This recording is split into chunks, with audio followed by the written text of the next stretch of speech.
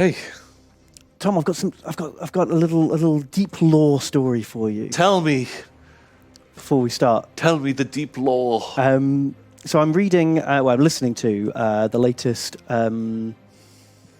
Siege of Terror book. I've been skipping a few of them.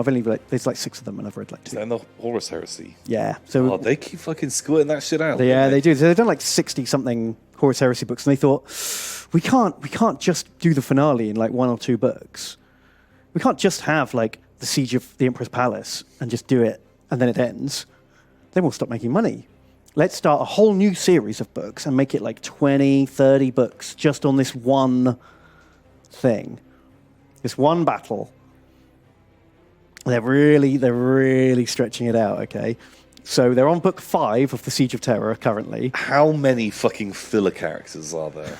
No, well, what they're doing now is they're grabbing all the filler characters from all the other books. Right. And going, they all turned up on Earth, and one is going to die in each book, kind of thing. Okay.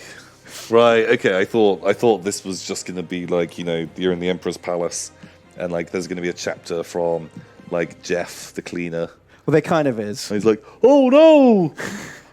They're coming. You get we've got to get a lot of books, so I'm going to tell you everything I know about it from my like window. Yeah. And you do get a lot of like chump guardsmen who are like, okay, we're getting dead. Right. So I'm no spoilerinos, because it's literally just come out, so people who haven't read it yet. But I'm about halfway through, and this new character sprung up, and it just like, it made me think. Like, what the fuck? So, but to explain it, I have to go all the way back. Wait. It made you think, like, what the fuck, in a good way or a bad way? Well, I'm undecided. Ooh. And I need you to be the judge, Tom. Okay. Because we've got, people may call it a retcon, some people may call it like a change, I don't whatever. think any of our viewers understand what a retcon really is. No. But anyway, so they've changed some law, but they did it years ago, and now it looks like they might be changing it back. How many years ago? 2003 or before? It's a very important line in the sand, apparently. Anything before 2003, not a retcon. There is this... Let me take you back to the original tale of the Horus Heresy, before they wrote 56 books about it. Back when it was like a 3-page story. Okay. Not a 10,000-page story. The final battle... The Horus Heresy was the Emperor conquers the galaxy with his 18 chosen Primarch sons. Half of them turn bad, and there's a massive civil war. It all goes horribly wrong for the loyalists, and Horus has led the warband to Earth, and they're slowly winding down the defenses. Just as you get into this, I want to say I think my knowledge of the Siege of Terror is really fucked. Because I think I'd read something about it years ago as a kid, but we had played one game of The board game. And things that happen in the board game are now in your head are like, yeah, there was a big teleport attack using trolls, wasn't there? Wasn't that a thing that actually happened? Yeah, didn't Lionsgate Starport fall to a massed troll attack? Yeah, wasn't it there is a starport or a comms array, and loads of trolls went there and they killed the Luminous tank, those only 2 Luminous tank companies, and the trolls. There's stuff like that, or Minotaurs or something. There was something along those lines that board game from the 90s. Let me show you. This is what Tom's thinking of. Is genuine headcanon. This guy. Yeah. Lots of cardboard tokens. So yeah, there are tokens for mutant armies and trolls and stuff. Was there literally trolls in this? There were trolls in this. Yeah, I just really vividly remember the trolls did something really impactful and maybe even killed one of the Primarchs or something. Yeah, I think that's Tom game headcanon. It's not part of the story of the we must have played this. I must have been 11 or 12 when we played this. Literally the last time I played it. Anyway, sorry, continue. Boom. Okay, so end of the... So the traitors are slowly winning, and they're grinding their way through the defenses because the defenders are massively outnumbered. But reinforcements are coming. The Ultramarines, the Dark Angels, and the Space Wolves are all rushing back to Terror as fast as they can. Damn. And so the traitors don't have time to finish grinding out this siege. So in an effort to end things quickly, Horus drops the shields on his command ship and sort of taunts the Emperor to face him in single Yeah. combat. So the Emperor and Sanguinius and Rogel Dawn and a bunch of like their guys, their squads, teleport up into the flagship, but they're scattered. And Sanguinius meets Horus. Horus chops him down. Yeah, boom. That's Boom. like the classic artwork, right? Next. Horus just like, suck a bitch. So then the Emperor comes in and faces him. And Horus has got all these like evil powers of chaos and is like overwhelming the Emperor because the Emperor's not willing to like unleash his full power on Horus. He's like, they're still good in you. I can feel it. It's like Return of the Jedi all over again. Yeah. I will not fight you, my son. Oh, what they have done to you. Oh, you can still be good. My boy! My boy, look what they did to my beautiful boy. Okay, yeah. And so the Horus like fucks him up. And then just as he's about to deliver the killing blow, an unnamed soldier like reaches the command bridge and like goes, no, and like jumps in the way. And Horus just is like, fuck you, you're super dead. Boop. Boop. They got that big fucking claw. Yeah. Boop. Boop. And just like, blam, slams into the wall, a big dent, and like slides out. Like, And then dead. the Emperor gets like that moment of respite. Yeah. And he sees like the callous nature of Horus just go boop, boop, like crushing one of his beautiful boys. Yeah. And so the Emperor's like, fine, I'm going to die. And there's no redeeming Horus now. So he unleashes like super mind bullets and just like fucking wastes Horus. Right. But is left like bleeding to death. And like Rogel Dawn takes him back to Earth and they put him on the life support machine. And before they wrote all the books, there was like 3 different stories for who that soldier was. Okay. One, that he was just like some random space marine Terminator. One was that he was like one of the Emperor's personal bodyguards, one of his like favorite boys. And one story that he was this guy, Olanius Pius, a mythical figure, just a random spod guardsman who sacrificed his life to save the Emperor. He's considered a saint among the Imperial Guard, and his image is on regimental banners and stuff. Love it. And like the Order of Olanius Pius is the highest military honor that can be awarded to the Imperial Guard. Love that. That's And awesome. I love that story of just some random chump guardsman after all these demigods battling for years. Yeah. And it comes down to these like godlike beings battling, and it's decided by some normal chump giving his life for the Emperor. Yeah, just some guy. Yeah. I love that. That's my favorite of the 3. And of the 3 stories, I was like, that's the coolest one. By far the. Yeah, I love the idea that that all the guards he's worshipped as like the patron saint of the Imperial Guard. You know, like he died so that we may live. Yeah. Kind of thing. So then what they did was halfway through the Horus Heresy trilogy. Trilogy. What am I talking about? Fucking hexamethodology. Dodecology. They made this character called Olanius Pearson, right? Who sounds a lot like Olanius Pius, and he's like, is the fucking book written? Who's the author? Are they Dan called? Abnett. Okay, right. I was just worried if it was called. And people called him Pius Ol Pearson because he was like very religious. Okay. And as soon as I read that name, I was like, oh right, is this the guy then? I Olanius guess Pius. he's right. gonna eventually find his way to Earth and be here. And then it was revealed he was like this perpetual who's been around life for 45,000 years. I hate this. And he's got superpowers. Yeah, that sucks. And I was just like, oh, you're ruining it. Hate You're it. fucking ruining it. And I hate it. And he travels across time, and he's mates with John Grammaticus, who's like another character I Fuck hate. that. Fucking John Grammaticus. Oh, I hate it. This is shit. This is so dumb. It's so dumb. And like in my head, it's a retcon, but you might say technically it's not a retcon because there were already 3 different stories about, they never said he wasn't a fucking immortal god man. And it's like, fine. But this is it. Like, fuck, don't fucking at me with, they never said he wasn't this. Go fuck yourself. Like, I personally don't like it, and I don't care that you love it. You can love it. That's great. If you love this, I hate fine. that. And I it's so shit. But I always hated this. This was like years ago they did this, and I just kind of made my peace with it. Right. But I'm reading Saturnine now. I'm only halfway through, so I don't know how it goes down.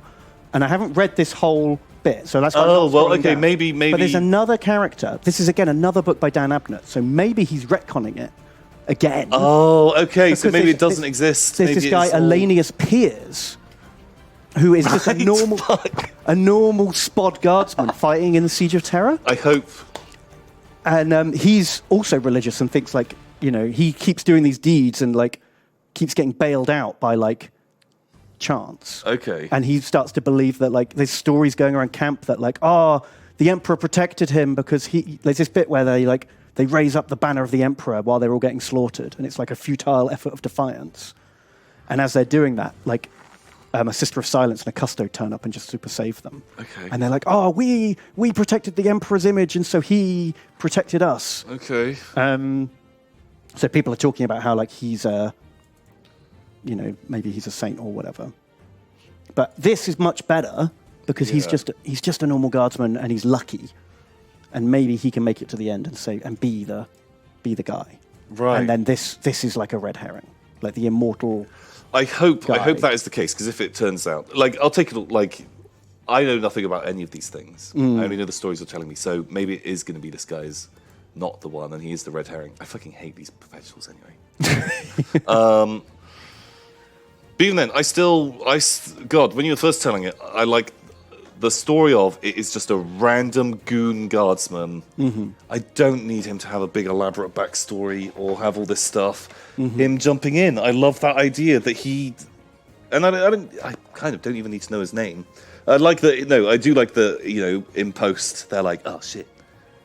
I like the idea that they called him Saint Elenius Pius because they just decided after the fact, he must have been very pious to have sacrificed like it's just something they bestowed I think on him. That is so cool, like, because it puts like humanity and like the Space Marines and the Emperor all in this like same scale. It isn't like the pantheon of gods, all of the Primarchs, the forever living people, all of these characters, and like, if you're a human, like, no, you don't play. You're just in the you get to watch. You get to watch, but bringing one of those in, it ties it all together so much more nicely. Because there are really no characters in the Horus Heresy who are normal people who make any difference whatsoever. You know what I mean? Like even like other people who used to be like there was Malkador the Sigillite, who was like the Emperor's right hand man. Mm-hmm. He's now a super guy. Oh yeah, they just give him the boop, and he's now. Well, he just always was. He was like the most psyker of anyone except the Emperor. And they just keep anytime there is a normal character, they add something to make him magic and special. And it's just really, really refreshing to have someone who matters, who's normal. Yeah. In the story. Yeah, and then you can like blow that up later. That's great. Also, I think like for like fluff for backstory thing, the way that you were telling it of there's the Emperor there, and he's like, Horus, I'm not going to kill you, my boy.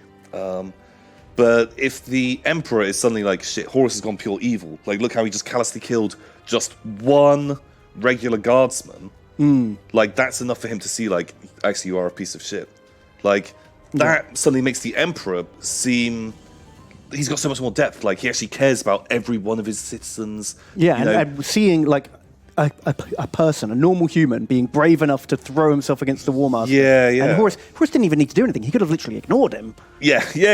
And that is way better than the Emperor then being like, oh no, you killed the 45,000-year-old Mega Psyker who is immune to damage and can fly and is amazing. You killed him! Now I'm like... It being like him getting upset over the death of like just the guardsman. Well, because that's it. That way makes more sense. Fun. Because if he's upset about another Mega Man dying, then why wasn't he already upset about Sanguinius getting like fucking murdered?